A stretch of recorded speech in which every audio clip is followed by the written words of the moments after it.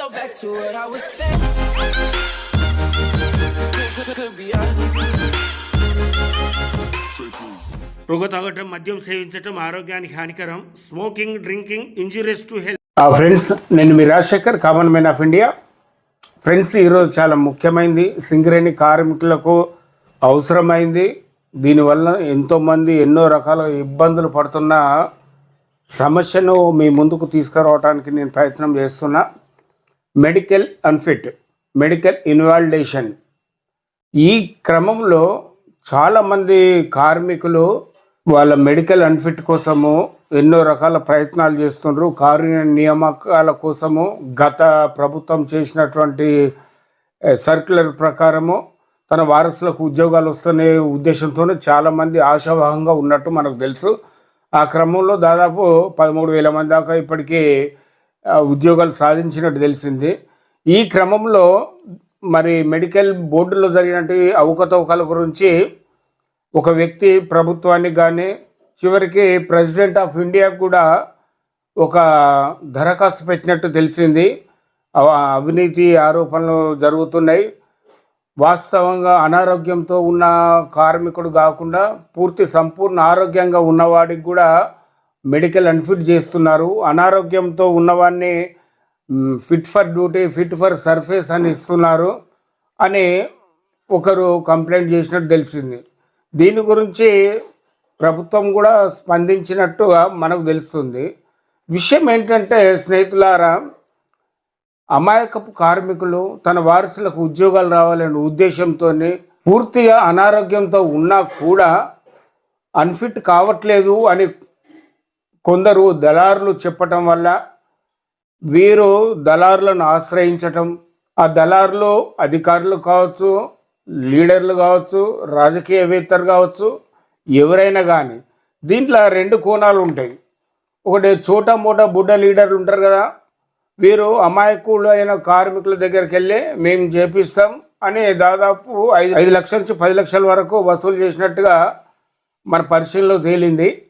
అయితే విషయం ఏంటంటే ఒక వర్గము వాస్తవంగా బోర్డులో ఆ కార్మికుడు మెడికల్ ఇన్వాలిడేషన్ అయితే వాడు చంకలు గుద్దుకొని నేనే చేయించిననే ఆ డబ్బులు స్వాహా చేసేటోడు.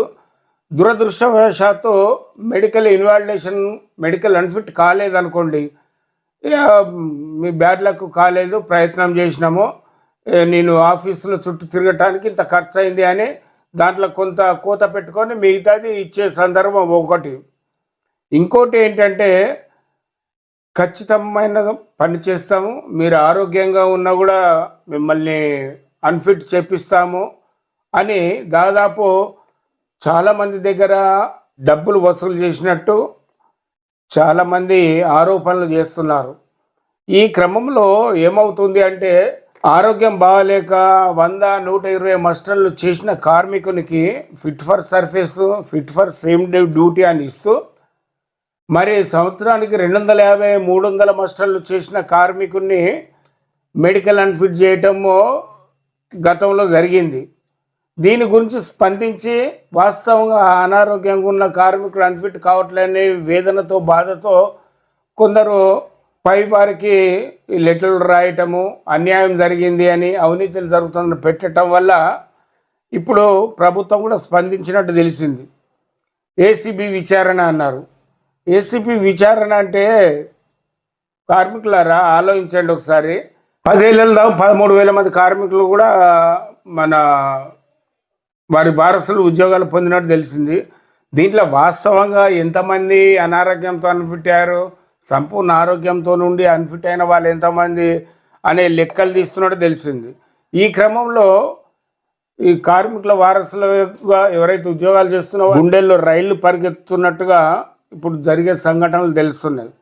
వాస్తవానికి ఈ లోపం ఎవరిది? యాజమాన్యానిదా, కార్మికులదా, దళారులదా, ప్రభుత్వానిదా, ఎవరిది అని అనుకోవాలి మనం దీంట్లో. మళ్ళీ చివరికి ఎటు వచ్చేసి మెడికల్ బోర్డులో ఉన్న అధికారుల ప్రమేయంతోనే ఇది జరిగింది అన్నట్టు బహిరంగ రహస్యం అది అందరు అంటున్నారు కూడా. అయితే అటువంటప్పుడు వాళ్ళను అన్ఫిట్ చేశారు, వాళ్ళ వారసులు ఉద్యోగాలు చేస్తున్నారు. ఇప్పుడు ఉద్యోగాలు చేసే మీద వారి మీద ఎంక్వైరీ పెట్టడం వల్ల ఉపయోగం ఎవరికి? అంటే ఉద్యోగాలను తీసేస్తారా? తీసేసే హక్కు లేదు కదా. ఎందుకు తీస్తారు? లోపం ఎవరిది? బోర్డు వాళ్ళే కదా, వాళ్ళు అన్ఫిట్ చేస్తేనే కదా వీళ్ళు ఉద్యోగం చేసింది. వాళ్ళ ఆశకు దేనికో వారసులకు ఉద్యోగం రావాలంటే కార్మికులు నాన్న అగచాట్లు పడి అప్పులు చేసి డబ్బులు పెట్టి ఏదో అయ్యారు.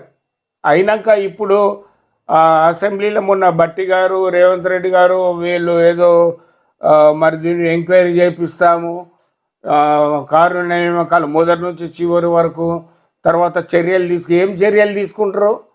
కార్మికులను పనిచేసే వారసులను ఆగమాగం చేయటం, వాళ్ళని ఇబ్బంది పెట్టండి, సమస్యలకు నెట్టడం తప్ప ఏమైనా ఉపయోగం ఉన్నదా? ఏం లేదు కదా. ఏది ఏమైనా ఈ దళారీ వ్యవస్థ చేయబట్టి అనారోగ్యంతో ఉన్న కార్మికులు కూడా ఈరోజు డ్యూటీ చేయాల్సి వచ్చిన పరిస్థితి. సంపూర్ణ ఆరోగ్యంగా ఉన్నవాడు అన్ఫిట్ అవుతున్నాడు. ఈ కడుపు మండదా, ఒళ్ళు మండదా వీళ్లకు? ఆ రకంగా ఈ సమస్య ఉత్పన్నమైనట్టుగా చాలామంది అంటున్నారు. దాంట్లో వాస్తవం కూడా ఉన్నది. ఇటువంటి పరిస్థితుల్లో మరి ఇప్పుడు ప్రభుత్వం ముందున్నది ఏంటిది? యాజమాన్యం ముందున్నది ఏంటిది? యాజమాన్యంలో ఆల్రెడీ మిగులు కార్మికులు ఉన్నట్టు కూడా తేటతెల్లమవుతుంది. వీళ్ళని తీసుకొని ఎక్కడ పెట్టాలి అనే ఒక ప్రశ్న. ఈ క్రమంలో మరి సంవత్సర కాలంగా మెడికల్ బోర్డు అనేది లేదు, పెట్టలేదు. గతంలో నెలకు 2 సార్లు మెడికల్ బోర్డు పెట్టేది. వాస్తవ పరిస్థితులను వర్గీకరించి విశ్లేషించి కాలానుగుణంగా వాళ్ళను అన్ఫిట్ చేసి వారసులకు ఉద్యోగాలు ఇచ్చారు. మరి ఇప్పుడు పరిస్థితి ఏంటిది? సంవత్సర కాలంగా మెడికల్ బోర్డు లేదు. ఎంతో మెడికల్ ఫిట్ అయిన కార్మికులు కూడా 100ల మంది ఎదురు చూస్తున్నారు పోస్టింగ్ కోసం. అది లేదు, ఇది లేదు, మెడికల్ బోర్డు లేదు. మళ్ళీ పైపెచ్చు ఏసీబీ, విజిలెన్స్ ఎంక్వైరీలు అనే కార్మికులను ఆందోళనకు గురి చేసే పరిస్థితులు. దీనికి బేసిక్గా కారణం ఎవరు? అవినీతి కాదా? అవినీతిని అంతమొందించాల్సిన విషయం ఎవరిది? ప్రభుత్వానిది కాదా? విజిలెన్స్ వాళ్ళది కాదా? అంతా అయిపోయి చేతులు కాలినాక ఇప్పుడు మేము ఎంక్వైరీలు చేస్తాం, పరిశీలన చేస్తాం, చర్యలు తీసుకుంటాం అంటే ఉపయోగం ఏంటండి? ఇప్పుడు ఉద్యోగం 10 ఏళ్ళ నుంచి ఉద్యోగం చేసే కార్మికులు ఏమి చర్య తీసుకుంటారు? అవకాశం లేదు కదా. ఏమని తీసుకుంటారు? మళ్ళీ కొట్టుకుపోతే వీళ్ళే విజయం సాధిస్తారు. కాబట్టి ఈ కార్మికుల్లో ఉండే ఆందోళనను తీసేయాల్సిన బాధ్యత ప్రభుత్వానికి ఉన్నది, యాజమాన్యం కూడా ఉన్నట్టుగా మనం చెప్పవచ్చు. ఈ సంవత్సరం నుంచి మెడికల్ బోర్డు పెట్టకపోవడానికి కారణం ఏంటి? విజిలెన్స్ ఎంక్వైరీ, ఏసీబీ ఎంక్వైరీ కాదు. వాస్తవంగా కార్మికులను ఎక్కడ పెట్టాలి అనే పరిస్థితుల్లో యాజమాన్యం ఇప్పుడు తలమునకలవుతున్నట్టుగా తెలుస్తుంది. ఈ రకంగా అమాయకపు కార్మికుల జేబులు గుల్ల చేసి కోట్లకు పడగలెత్తిన దళారులు కూడా ఉన్నారు.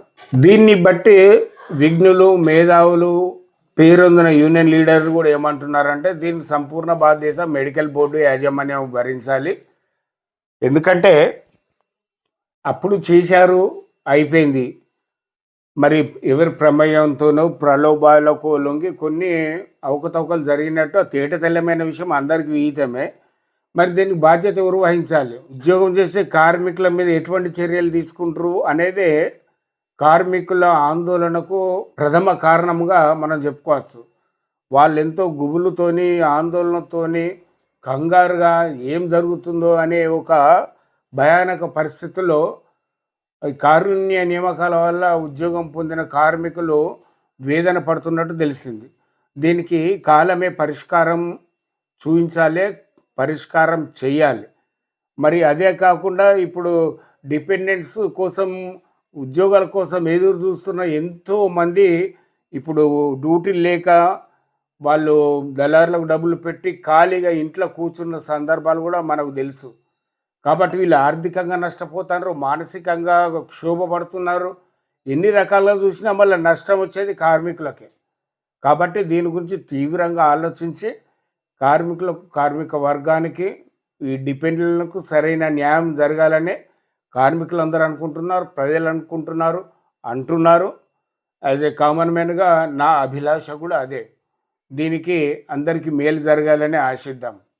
జై సింగరేణి.